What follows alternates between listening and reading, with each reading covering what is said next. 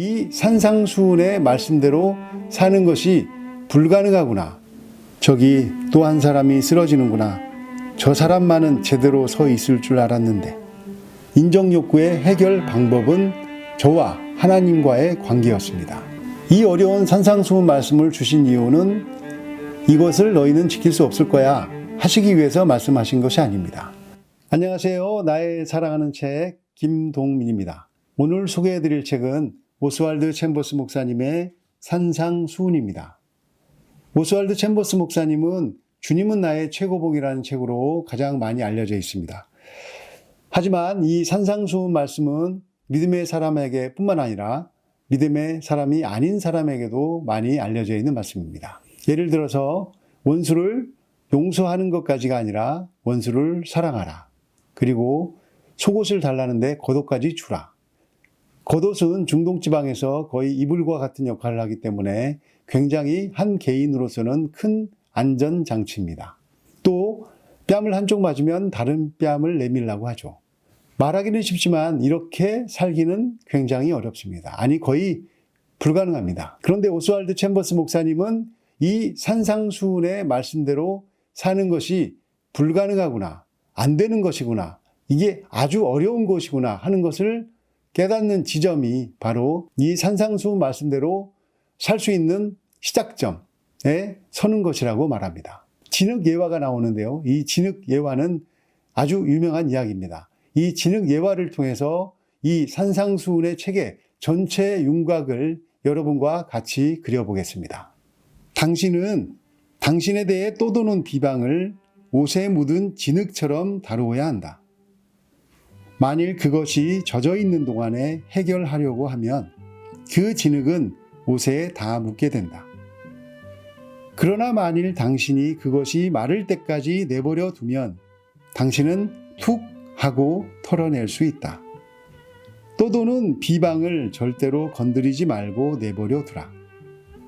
사람들이 당신의 진실에 관해 자신들이 원하는 대로 생각하도록 내버려 두라.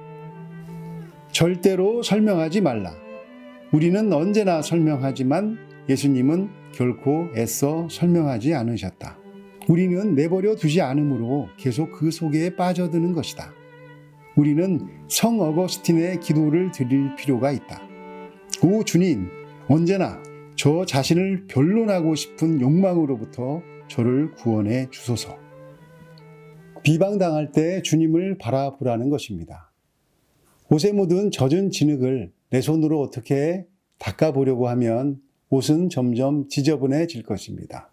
하지만 빛 대신 주님께 나아가면 그 따스한 햇볕이 그 젖은 진흙을 마르게 할 것이고 어느 순간 내 손으로 툭 하면 그 진흙은 떨어질 것입니다.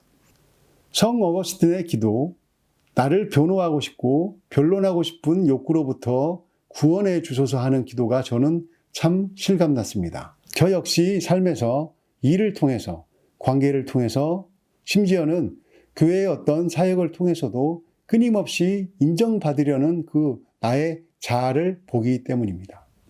하지만 예수님과 연합하기 시작하면서부터 그 인정 욕구가 희미해지기 시작했습니다.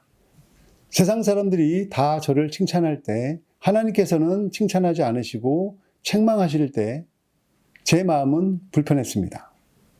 또 반대로 세상 사람들이 저를 다 비방하고 비난할 때 하나님께서 괜찮다, 내가 너를 기뻐한다 하는 마음이 들면 제 마음은 흔들리지 않는 평강을 경험하기도 했습니다. 즉, 제가 얻은 인정욕구의 해결 방법은 저와 하나님과의 관계였습니다. 하나님께서 저를 좋아하시면 그것으로 저는 충분했습니다. 세상 사람들이 뭐라고 해도 흔들리지 않을 수 있는 그 힘을 점점 갖게 됐습니다. 이 책에서도 인정욕구는 하나님과의 관계를 통해서 해결할 수 있다고 이야기하고 있습니다. 우리가 하나님과 바른 관계를 갖고 그 길에서 걷기 시작할 때 우리는 자신을 변호하려는 마음이 사라지는 것을 발견하게 된다. 오직 예수님께서 말씀하신 것을 이루려는 마음만이 빛 가운데 드러나게 된다. 예수 그리스도께서 그가 잘하고 있다고 인정하는 한 다른 사람이 어떻게 생각하든 상관없다. 모든 일에서 예수 그리스도와 관계를 가져야 한다는 것입니다. 이 어려운 산상수훈 말씀을 주신 이유는 이것을 너희는 지킬 수 없을 거야 하시기 위해서 말씀하신 것이 아닙니다. 너희들은 나와 연합해야만 이 말씀대로 살 수 있고 지킬 수 있을 거야 하시는 것입니다. 이 책의 뒷부분에 있는 짧은 글이 그런 메시지를 함축하고 있습니다. 우리는 우리의 눈을 예수 그리스도로부터 떼는 순간 깜짝 놀라게 된다. 저기 또 한 사람이 쓰러지는구나. 저 사람만은 제대로 서 있을 줄 알았는데. 주님께서 말씀하신다. 나만 바라보라. 예수님과 분리되었을 때 넘어지고 쓰러진다는 것입니다. 그럼 다시 일어나서 우리가 할 일은 예수님과 연합하는 것입니다. 이 책의 메시지는 예수님과 연합해야 이 산상수훈의 말씀을 지키는 기쁨과 그 평화를 알 수 있게 된다는 것입니다. 이 메시지를 한 줄로 이야기하면 독생자 예수님과 관계를 지금 시작하라는 것입니다. 저의 마음을, 여러분의 마음을 예수님께 두고 예수님을 생각하고 예수님께 마음을 쓰라는 것입니다. 나의 사랑하는 책 산상수훈 소개를 마치겠습니다. 감사합니다.